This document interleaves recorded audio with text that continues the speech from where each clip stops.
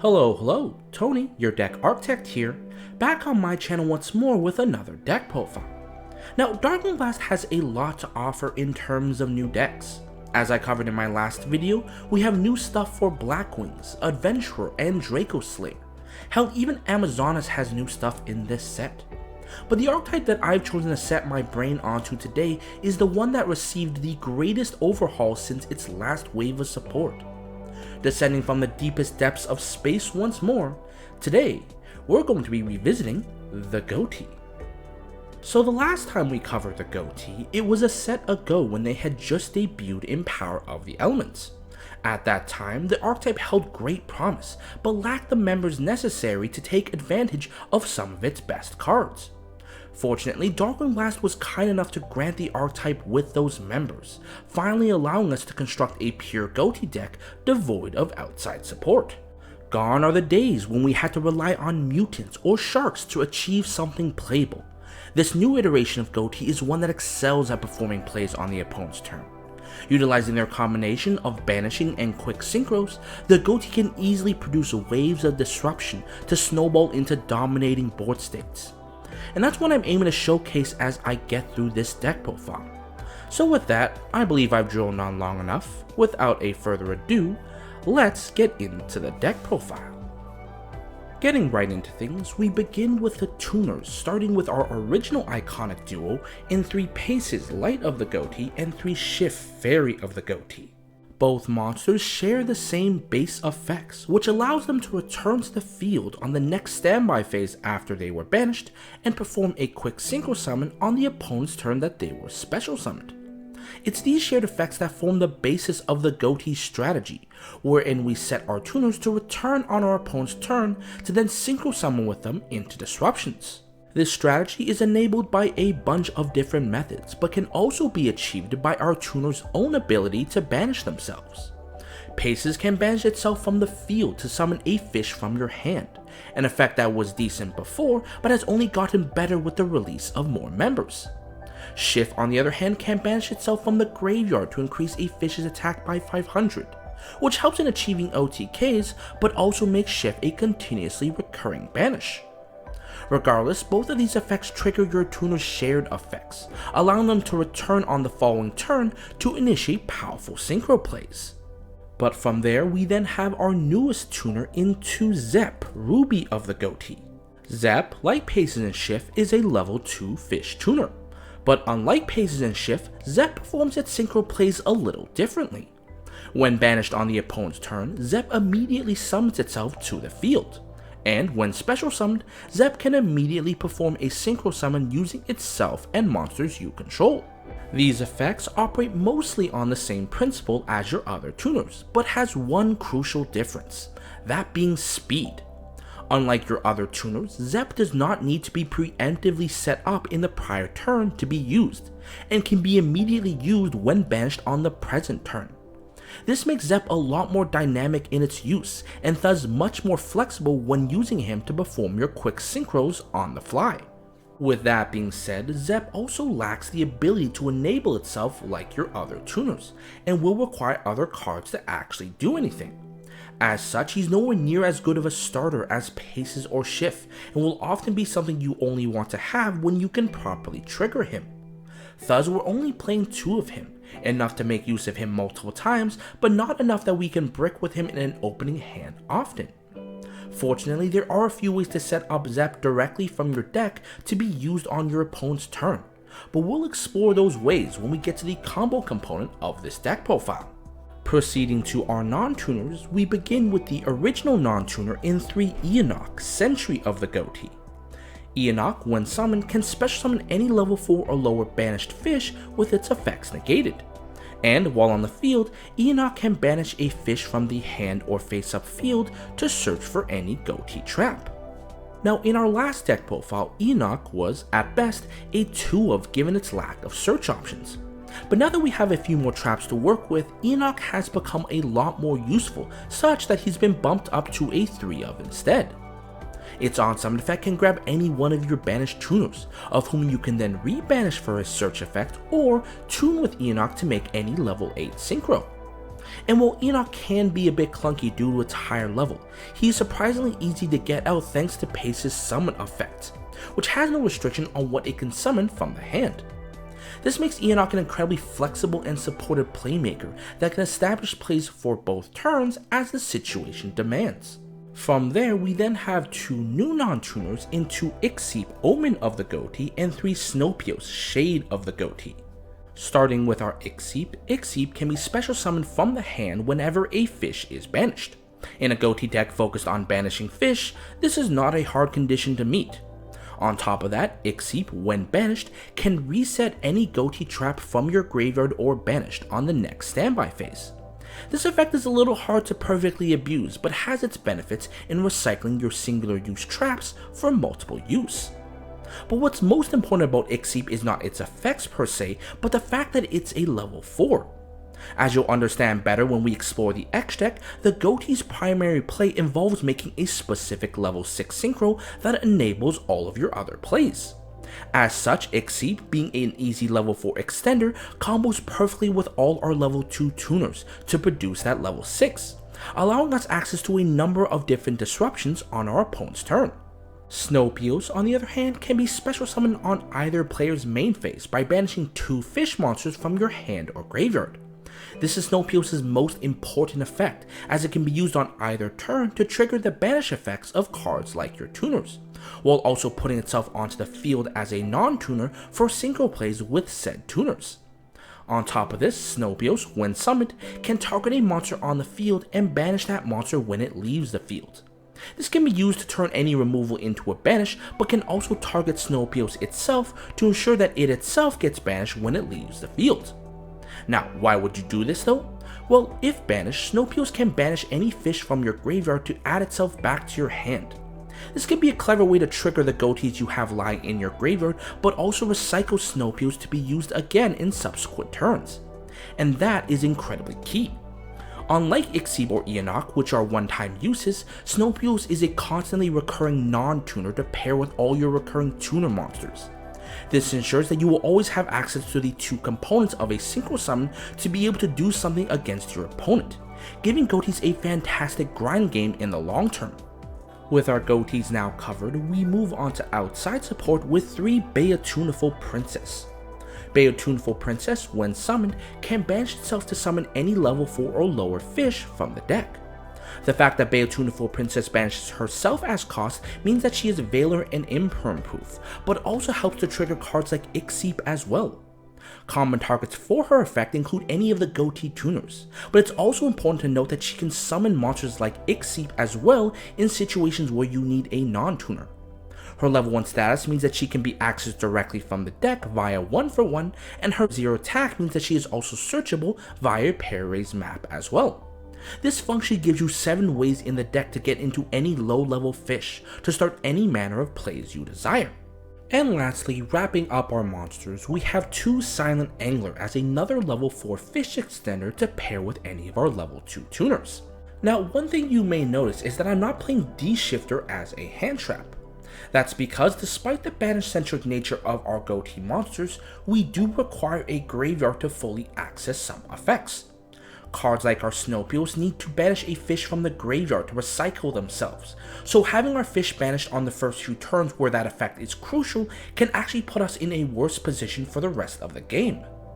Likewise, this is precisely why I choose to only include fish extenders in the deck, because having non-fish extenders in our graveyard does nothing for the effects that specifically require fish in our graveyard.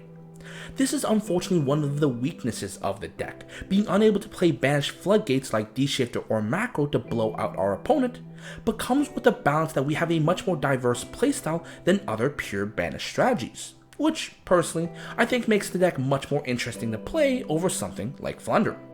Going into our spells, we're now playing 3 of the most distant Deepest Depths over the singular copy we were playing last time.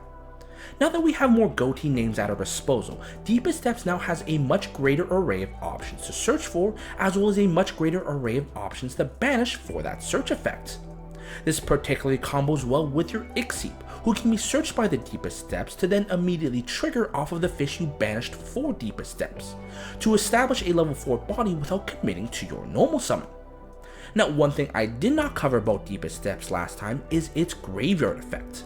When a fish is summoned to your field, Deepest Depths can target and banish a fish you control to add itself from the graveyard to your hand.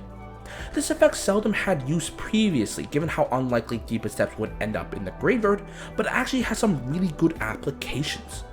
Not only does this make Deepest Depths a sticky field spell once in rotation, but it also enables a way to trigger your Ghoti banish effects upon just summoning them to the field. And as you'll see later, we have ways to put Deepest Depths directly from the deck into the graveyard to set this effect up, essentially allowing you to pseudo-search Deepest Depths with any summon of a fish. From there, we then have some spell extenders consisting of 2 Ready Fusion and 1 Instant Fusion, as well as 1 Reasoning. Ready Fusion and Instant Fusion serve the same purpose in the deck, to summon out a body for synchro plays.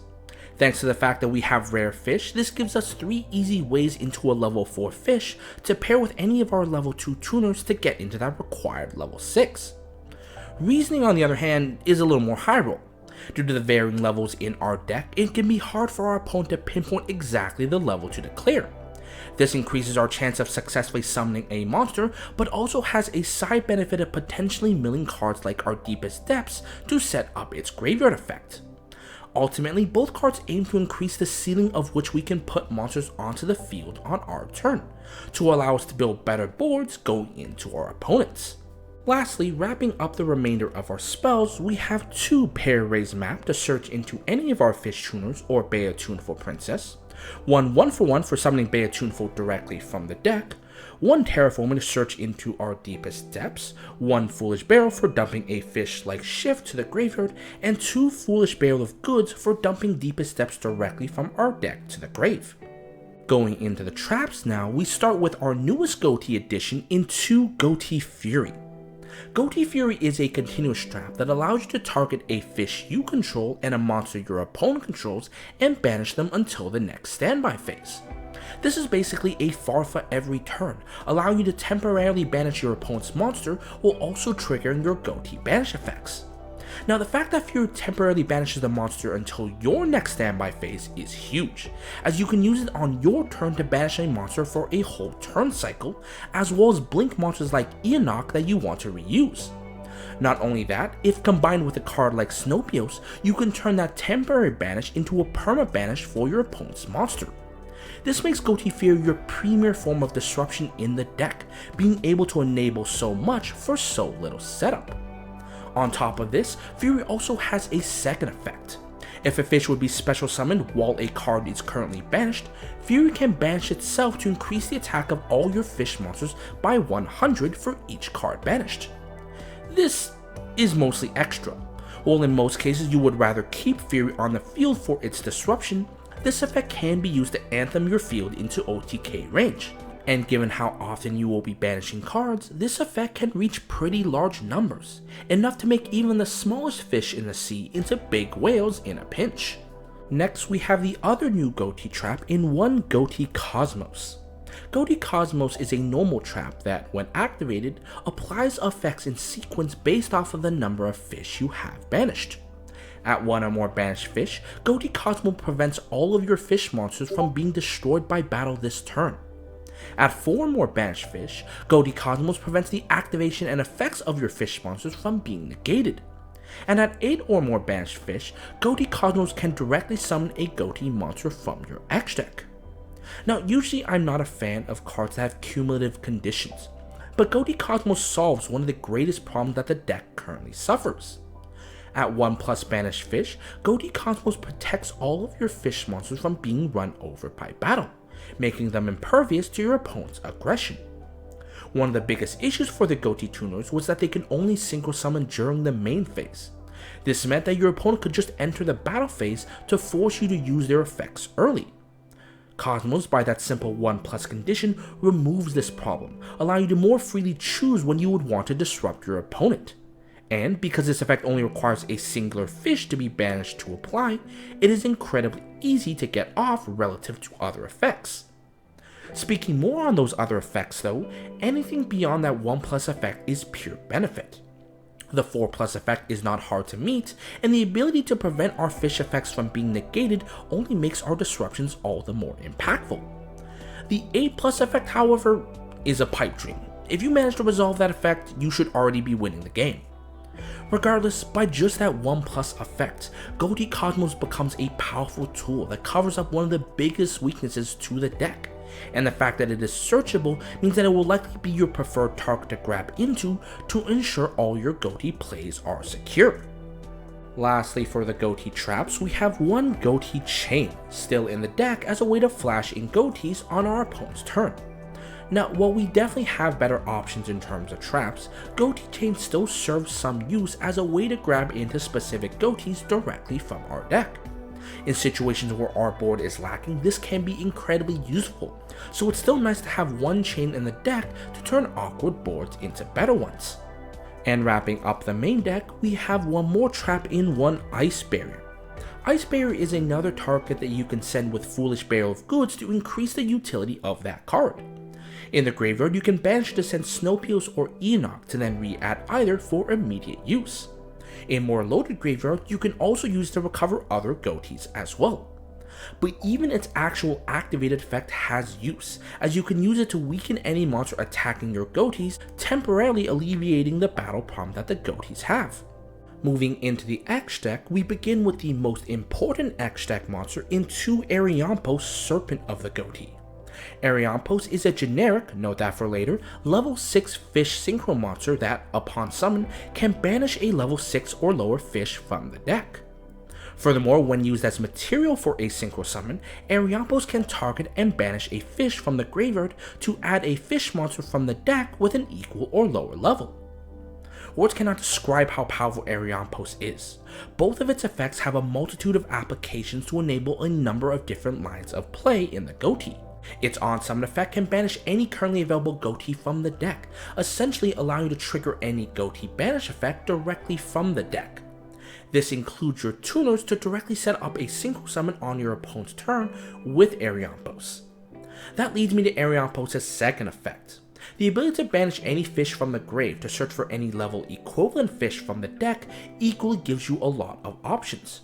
While there isn't a singular choice of what you can search to win you the game, the at minimum refund on your synchro with Ariampos guarantees you have a follow-up on the next turn. Alternatively, it can also be used to grab Snowpeels from the deck, who can be immediately used on that same turn. This, alongside cards like Zepp, gives you that immediate utility on your opponent's turn to have a secondary wave of disruption for when your first wave doesn't land. From there, we then go to our other new synchro in the one Googlem Spear of the Ghoti. Googlem is a level 8 synchro that requires a fish tuner and any number of non-tuners to make. When Googlem battles a monster, it can banish that monster at the start of the damage step. Furthermore, on your opponent's standby phase, Googlem can banish itself to summon back the materials used to make him. Now, Googlem is nowhere near as crazy as Ariampos, but it does have its benefits. The banish on battle effect makes Googlem a decent threat on your turn, but it's Googlem's tag out effect that is the greater note here. Being able to split back into its individual pieces means being able to special summon the tuner that made him. In doing this, it turns on that tuner's quick synchro effect, allowing it to then synchro summon into something else on your opponent's turn. This is especially powerful if made using Ariampos, as it lets you use Ariampos' search effect twice for double the advantage. Unfortunately, the number of times that you will make an 8 on your turn is rather limited, and even when you can, there are better options. As such, Googlem remains a singular one of in the deck, as a funky option that you can access for offense on your turn that can then be converted into defense on your opponents. Next, we have 2 Ascan Bicorn of the Ghoti as our premier form of removal on either turn. It's interesting to note that with the introduction of Snowpeels, we also have ways of banishing Ascan from the grave to put him back into rotation. Then we have 2 White Ore Whales bumped up from the 1 in our last deck profile. One interesting aspect about White Ore Whale is that none of its effects are once per turn. This means that you can make multiple White Ore Whales on your opponent's turn to continuously nuke their field of their monsters. From there, we then have some generic level 10s like Barone and Cheng Ying that we can make on our turn using any of our level 8s and a level 2 tuner. Alongside them is the one Deep Beyond as a bomb that we can access on our opponent's turn. Sadly, without the mutants in the deck, we don't nearly have as many ways to make a deep yawn as we did before, and as such it's relegated to a one-of to conserve X-deck space. We then have some generic link options consisting of one Area, the Water Charmer Unleashed, and one Abyss Keeper. You rarely have reason to go into either, but they do have some useful toolboxing options in niche situations. Finally, we have fusion targets consisting of the 2 rare fish and 1 Alvain as our level 2 tuner. Due to Ariampos being generic, we can use Alvain to satisfy the tuner requirement for his summon, which is incredibly useful when we don't open a tuner in our opening hand. Now it's at this point that we reach the combo component of our deck profile, and for this combo component I have 2 things to showcase. As promised earlier in the deck profile, we have one set combo designed to showcase the power of the new support, in particular Ariampos. And as with most combo-centric decks, we have one mandated test hand designed to showcase the deck in action. Unfortunately, we're working with a bit of a weird field setup here because I can't find my original map, but we'll make do with this. And with that, I believe that the deck is shuffled, the field is ready, so let us begin. Starting with our set combo, this set combo is designed to showcase the flexibility and power of a card like Ariampos in setting up a field of 2 disruptions plus a follow-up, and can be achieved so long as we can make our Ariampos with any of our level 2 tuners. So let's say in an opening hand, I open a Paces alongside a Silent Angler. Well, if I normal summon the Paces and then special summon the Silent Angler, I have the level 6 total on my field to synchro summon with these 2 monsters to produce my Ariampos. Ariampos on synchro summon will then allow me to banish a fish from my deck, of which I could banish a Snowpios, triggering Snowpios' effect to banish the Paces in my graveyard to add itself to my hand. In doing this, this will trigger my Paces effect to then return on the next standby phase. And that's all I'm going to need for this turn. Going into my opponent's turn, the Paces will return on my opponent's standby phase, and since it was special summoned on my opponent's turn, I can now perform a quick synchro summon with it during my opponent's main phase, of which I will then synchro summon with it alongside the Ariampos to produce my first wave of disruption in a white Aura Whale. This in turn will trigger the effect of the Ariampos since it was used as synchro material to re-banish the Paces once more to then add a level 2 or lower fish from my deck to the hand, of which I can add a Zepp. This inadvertently also triggers the Paces to return on the next standby phase. Regardless, with a Zepp in hand alongside a Snowpios, at any point in my opponent's main phase, I can activate the Snowpios to banish the Zepp in my hand alongside any other fish in the graveyard to special summon Snowpios to the field. And then I have 2 triggers to activate. First is the Snowpios that I just summoned to target a monster on the field and banish it when it leaves the field, of which I'll target the Snowpios itself. Next is the Zepp that I banished for Snowpios, which will return to the field. I'm going to resolve it in the way of channeling 2 Zepp, channeling 1 Snowpios to target itself, and then in the new chain, Zepp will trigger to single summon using monsters I control, of which I can single summon with the Snowpios, which gets banished alongside the Zepp, to summon my second wave of disruption in another white Aura Whale. This in turn will trigger the effect of my Snowpios in banish to then re-add itself to the hand by banishing any other fish that isn't my Zepp. The net result of this combo is I have 2 waves of disruption, in this case 2 field nukes, followed up by 2 2700 beaters that I can attack with, a Paces that will return on my next standby phase to synchro summon with any of these to produce any of my powerful level 10s, but most importantly I have the Snowpios in my hand that at any point in my opponent's next main phase I can use to banish the Zepp lying in my graveyard to produce another wave of disruption. Going into my test hand, the hand that we're going to be working with today is going to consist of 1 Foolish Bear of Goods, 1 1-for-1, 1 Ixip, 1 Shift, and 1 Beatunova Princess. Now, by virtue of the Ixip and the Beatunova Princess, we have our basic set combo of a level 6 Ariampos. But this Foolish Bear of Goods leaves me with some very interesting options as well. So starting things off, I'm going to actually activate this Foolish Bear of Goods first to send a Deepest Depths from my deck to the grave. From there, I'm then going to normal summon the Shift to then trigger the effect of my Deepest Depths in the grave to banish the Shift to add Deepest Depths to my hand. Next, I'm going to activate this 1-for-1, discarding the Beatunova Princess in my hand to then special summon a second Beatunova Princess directly from my deck, of which Beatunova Princess will then trigger banishing itself from the field to then special summon out from my deck a level 4 or lower fish, of which I'll summon out a Paces. Now, since a fish was banished, I can now also summon the Ixip as well. But instead of just synchro summoning these two with an Ariampos, one of the cool things 1-for-1 let me do is put a Bantuneful in the grave as well, of which I can now activate the Deepest Depths effect to use the Bantuneful, banishing it from the grave, to add a Ghoti from my deck to the hand, of which I can add an Enoch. With Enoch at hand, I can then activate the effect of my Paces, banishing it from the field to special summon Enoch to the field, of which Enoch's on-summon effect will trigger to special summon back the Paces once more. And just like that, we have our level 6 once again, of which I'll synchro summon with the Ixip and the Paces to summon out my Ariampos, and use Ariampos' effect to banish a Snowpios from my deck. This will trigger the Snowpios once again, allowing me to banish the Paces in my graveyard to add it to my hand.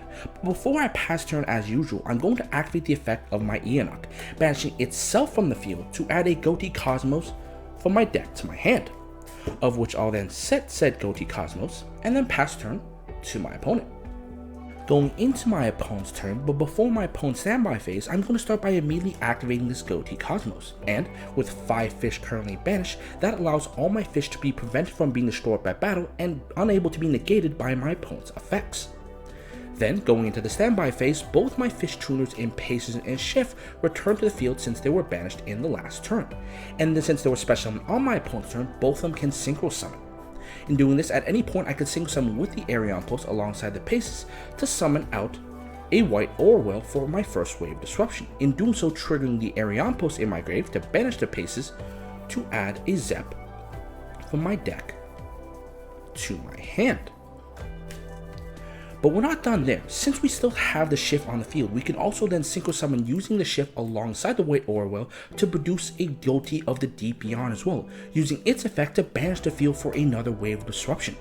And as always, we can always activate Snowpios at any point, banishing the Zepp from our hand, but this time we're going to banish specifically the Ixip from our graveyard to special summon Snowpios to the field, of which the Zepp will special summon itself to the field once more.